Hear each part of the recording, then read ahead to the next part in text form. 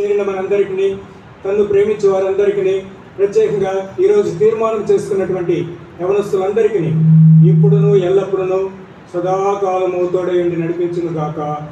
ఆమేన్.